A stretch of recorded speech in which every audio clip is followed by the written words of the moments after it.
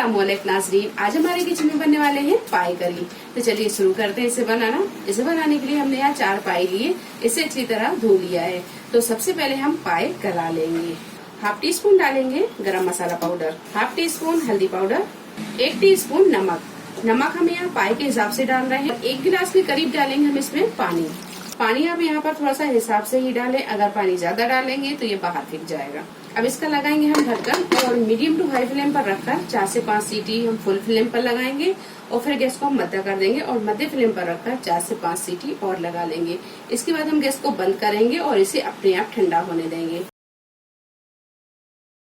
पाई अच्छी तरह गल गए हैं। अब हम इसकी ग्रेवी तैयार कर लेंगे। ग्रेवी तैयार करने के लिए एक बड़े से गैस में 2 बड़े चम्मच हम तेल को गरम कर लेंगे। तेल जब हल्का सा गर्म हो जाए तो इसमें 2 मीडियम साइज की प्याज को स्लाइसों में पतला काट लिया है, ये फ्राई कर लेंगे। और प्याज को हम यहाँ गोल्डन ब्राउन होने तक फ्राई करेंगे। तो गैस को हम यहाँ फुल पर रखेंगे और फुल फ्लेम पर ही इसे फ्राई करेंगे। प्याज जब अच्छी तरह फ्राई हो जाए तब इसे हम निकाल लेंगे। तो ये आधी प्याज को हम ग्रेवी में डालेंगे और आधी प्याज को हम गार्निशिंग के लिए रखेंगे। अब इसी ऑयल में हम डालेंगे साबुत मसाले, काली मिर्च, लौंग, हरी इलायची, दालचीनी और काली मिर्च। मसाले जब हल्के से तड़क जाए तो 2 मीडियम साइज की प्याज का पेस्ट ये डाल देंगे। 1 टेबल स्पून अदरक का पेस्ट, 1 टेबल स्पून लहसुन का पेस्ट। ये तीनों चीजों को थोड़ी देर हम भून लेंगे। 3 से 4 मिनट भूनने के बाद में अब इसमें हम पाउडर मसाले डालेंगे। 1 टीस्पून लाल मिर्च पाउडर, हाफ टी स्पून हल्दी पाउडर, हाफ टी स्पून कुटी हुई लाल मिर्च। मिर्च आप अपने टेस्ट के हिसाब से कम ज्यादा कर सकते हैं। 3 टेबल स्पून धनिया पाउडर, 1 टीस्पून कश्मीरी लाल मिर्च, 1 टीस्पून नमक। नमक हम पाई में डाल चुके हैं तो नमक यहाँ पर ग्रेवी के हिसाब से ही डालेंगे। ये सारी चीजों को अच्छी तरह हम भून लेंगे। तो इसमें हम थोड़ा थोड़ा पानी डालते जाएंगे और मसाले को हम तब तक भूनेंगे जब तक ये मसाला दानेदार नहीं हो जाता और ये तेल नहीं छोड़ देता। मसाला अच्छी तरह भुन गया है, ये देखिए मसाले ने तेल छोड़ दिया और मसाला ये दानेदार भी हो गया। तो यहाँ हमने आधा कप के करीब दही लिया, दही को अच्छी तरह फेंट लिया है, ये डाल देंगे और आधी प्याज डाल देंगे। आधी प्याज को हम गार्निशिंग के लिए रखेंगे। आप यहाँ प्याज को पीस कर भी डाल सकते। अब इसे हम तब तक भुनेंगे जब तक कि ये दही का पानी अच्छे से सूख नहीं जाता। दही भी अच्छी तरह भुन गया है, ये देखिए दही का सारा पानी सूख गया और मसाले ने तेल छोड़ दिया है।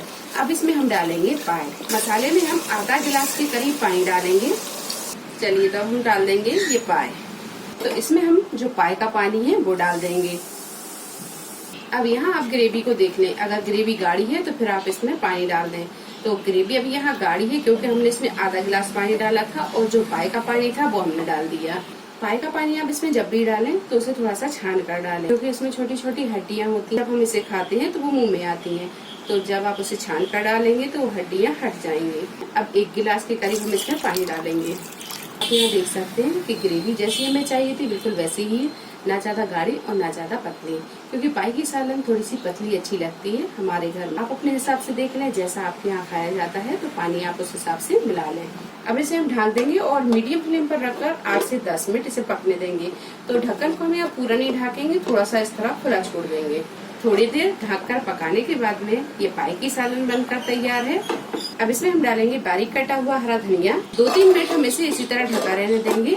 इसके बाद हम इसे डिश आउट करेंगे। देख सकते हैं कि पाई की सालन का तार अच्छी तरह उतर आया है। अब इसे कर लेंगे हम डिश आउट। तो ये सालन बहुत ही मजे की बनी है। आप इसे खाएं अपनी मनपसंद रोटी, चपाती या फिर नान के साथ या चावल के साथ। तो अगली नई रेसिपी के साथ फिर हाजिर होते हैं। तब तक आप अपना बहुत ज्यादा ख्याल रखें, दुआओं में याद रखें। अल्लाह हाफिज।